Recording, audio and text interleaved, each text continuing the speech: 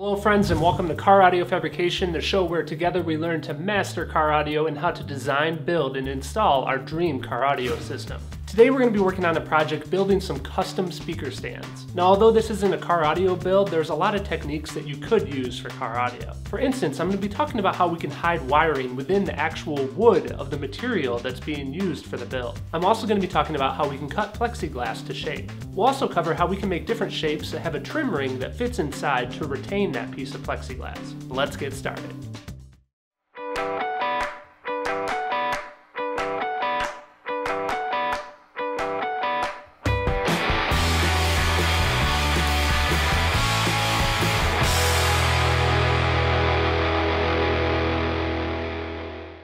In order to begin building these custom speaker stands, we of course need to start with a plan.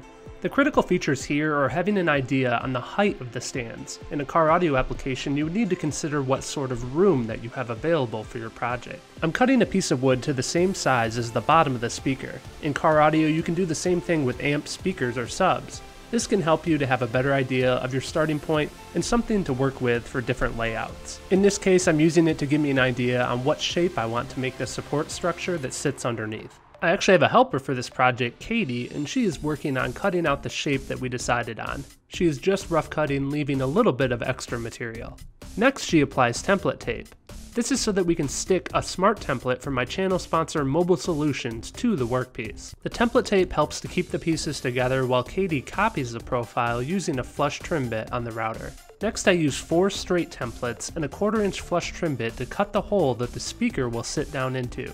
This gives me my initial shape to work off of. I always recommend making this initial shape with thin material. Thin is easier to work with and cheaper to throw away if you need to start over. Next, we copy the shape of that thin piece of wood to a thicker piece. This is actually Katie's first time on the router, so I have her set up with a router safety shield to keep her hand safely away from the router bit. In the meantime, we're also creating a larger piece that will serve as the base of the speaker stand. I've decided to set aside the other top piece that we copied earlier, and I'm now gluing my thin piece of wood to a thicker piece that has been rough cut. After the glue is dried, I can flush trim the pieces, and now I basically have a one-piece part that has a nice recess area for the speaker to sit down into. Since I'm making 2 speaker stands, I of course repeat this process several times to make a copy for the other side. I also want to take into account that I want the bottom of these to be heavy so that they don't tip over, so I make the base good and thick. After gluing the base parts together, Katie adds a rounded profile using the small handrail bit. Now it's time to make the vertical supports for the stand. I know that I want these to have a smooth curve shape to them, and I also know that I want to have some inserts that hold plexiglass pieces. I start with once again determining my shape. To do this, I'm using Mobile Solutions True Arc templates. To round out the corners, I use these circles. Next, I'm using a Smart Profile Creator rabbeting bit to cut a rabbeted notch into my shape. This gives me an edge for a spiral trim bit to ride up against and thus create my overall template shape. This gives me 2 pieces, my outer ring and an inside plug. When I cut my plexiglass later, it will need to be the shape of that inside plug. So I need another ring to help cover the edges of that plexiglass. So what I do is repeat the same profile making process, but this time I use the inside plug. I then of course make copies, so now I have 2 sets of 2 different sizes of rings that fit within one another. Off camera, I attached a thin piece of 1/4-inch wood to the outside ring to serve as a backing board. So now I have a base, my supports complete with plexiglass retaining rings, and my speaker support platform.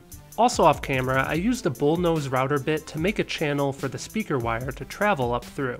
After tracing the shape of the insert ring to some polycarbonate, I'm rough cutting it using a jigsaw. It's important that when you do this, you use a special jigsaw blade. Links to this special blade and all tools in this video are available on a list on my website. This link is down in the video description. Over at the router table, I'm now flush cutting the material using a spiral trim bit. I keep a separate bit around that I only use for plastic. Now that the material is cut, you can see here how it will sit back behind the wooden trim ring. Now since I know I'll be wrapping these pieces with upholstery vinyl, I need to make some additional changes to these parts. First, I start with adding a curved edge profile to all the pieces.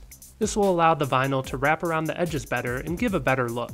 Next, I make several rabbet cuts that will allow me to wrap the material around to the back side of these pieces without having an impact on how the pieces fit together. To add a finalized look to the inner trim ring, I'm also adding a 45-degree chamfer cut around the inside perimeter.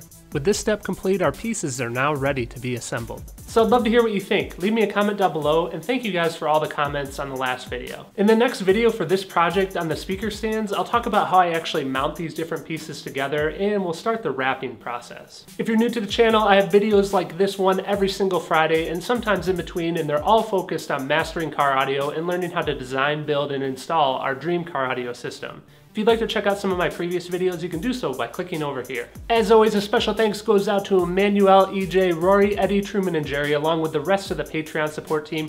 Thank you guys for your support in helping make these videos possible. Also, a special thanks to you, the viewer. Thank you for watching these videos. Alright everyone, more videos are coming soon. I'm excited to let you guys know that pretty soon here, we're going to be starting up a brand new, complete project. So stay tuned for more details on that. Take care.